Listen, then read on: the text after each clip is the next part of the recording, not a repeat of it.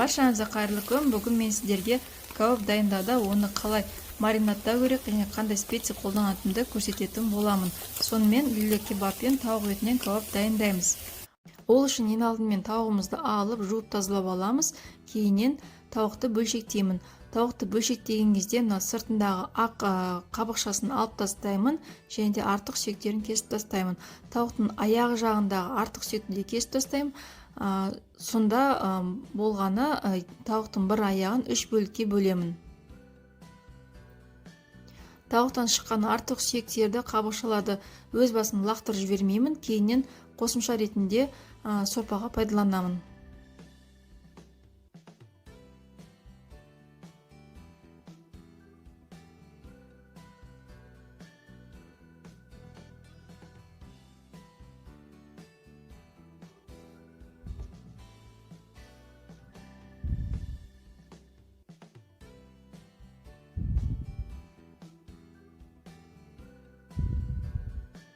Тауығымыз дайын.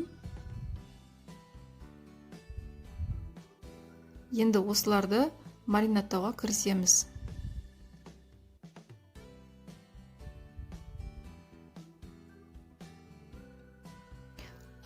Дәміне қарай тұзын саламыз.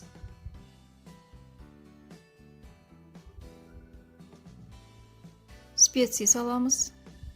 Мен суретте көрсетілгендей специяды қолданамын. Бұл Польша елінің специясы өте дәмді болып шығады. Осы специяды пайдаланып жүргеніме 2 жыл болды. Және 2 ас қасық майонезді салып, жақсылап тұрып араластырамыз.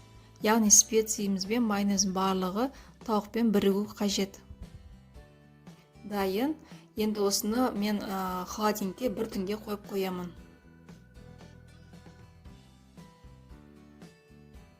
1 түн өтті. Енді дайын болған маринадталған тауық етін шампураға сала береміз. Шампураға салған кезде мұқияттап, нықтап салыңыздар. Өткен тауық еті қимылдап кетпеуі қажет. Қимылдайтын болса, оны пісірген кезде тауық еті айналып кете беретін болады. Сондықтан мықтап, нақты нық тұратындай етіп салу қажет.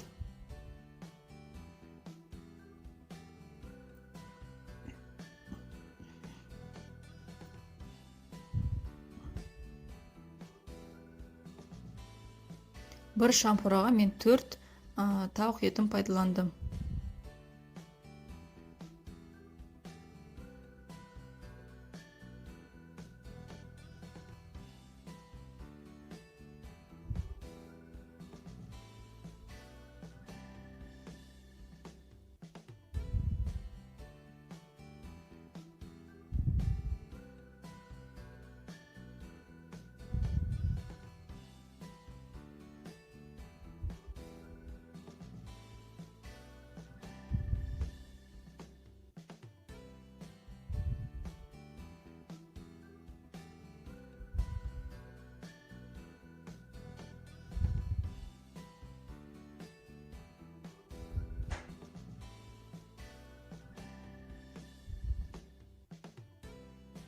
Міне дәл осылай барлық тауық етін осылай істеп шығамыз.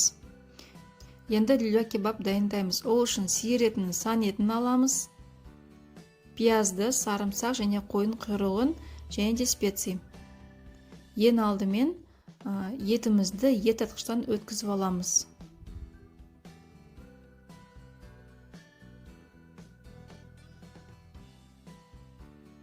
Кейіннен қойын құйрығын өткіземіз.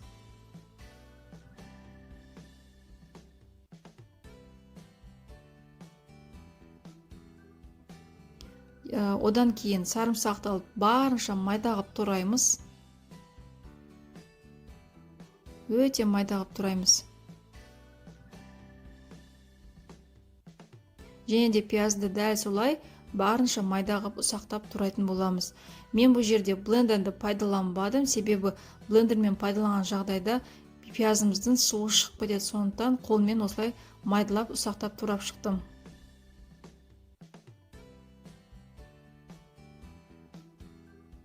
Енді осының барлығын етіміздің үстіне саламыз. Пиязымызды, сарымсағымызды және специямызды. Мына суретте тұрған специяды пайдаландым. Өте дәмді болып шығады. Сіздер де осы специяды пайдаланып көріңіздер. Енді дәміне қарай тұзды салып жақсылап тұрып араластырамыз. Яғни тұзы, специя барлығы сіңуі қажет. Ең соңында етімізді дәл осылай ұрамыз. Сол кезде етіміз жақсы бір-біріне бірігетін болады.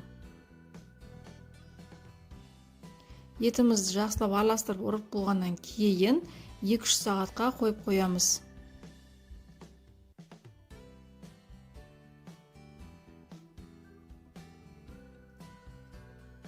Енді лио кебаб дайындау үшін біз етін қолымызға дәл осылай бір алақандай етіп етті бөліп аламыз.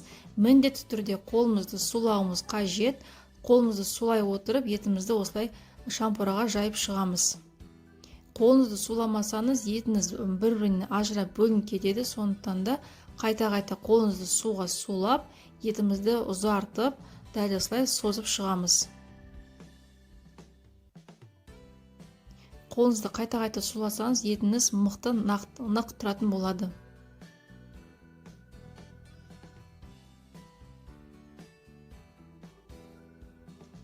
Мінеки дайын.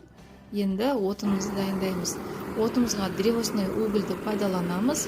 Осыны газовый горелкамен жағамыз. Отымыз дайын. Енді үстіне кебаптарымызды қоя береміз.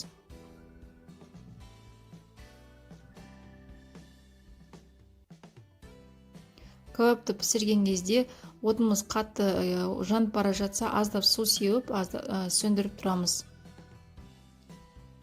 Және де осылай айналдырып тұру қажет. Мен пайдаланған дәмдеуіштерді өз қалаңыздан іздеп пайдаланып көріңіздер. 100% кепіл беремін, өте дәмді болып шығады. Өйткені бұл дәмдеуіштерді мен қолданып жүргеніме 2 жылдан асып кетті. Және де артық ешқандай дәмдеуішті қажет етпейді. Егер де сіздерге осы видеом ұнаған болса, лайк басуды ұмытпаңыздар. Және де алда жаңа шығатын рецепттерді өткізе алмау үшін, сондай-ақ сол видеоны ең бірінші болып көру үшін қоңыраушаны басып қойды ұмытпаңыздар. Астарыңыз дәмді болсын. Келесі кездескенше.